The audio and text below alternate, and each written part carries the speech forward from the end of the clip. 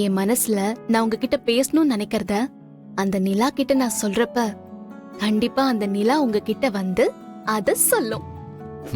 பாரதி, நீங்க சொல்றதெல்லாம் கேட்கறதுக்கு ரொம்ப இன்ட்ரெஸ்டிங்காகவும் த்ரில்லிங்காகவும் இருக்கு.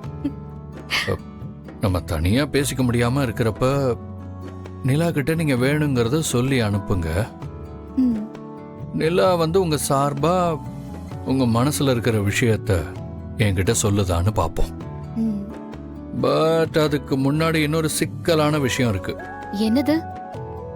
அதான் நானும் நீங்களும் அந்த நிலா மூலமா கம்யூனிகேட் பண்றதுக்கு வாய்ப்பே இல்லை. ஏன் அப்படி சொல்றீங்க?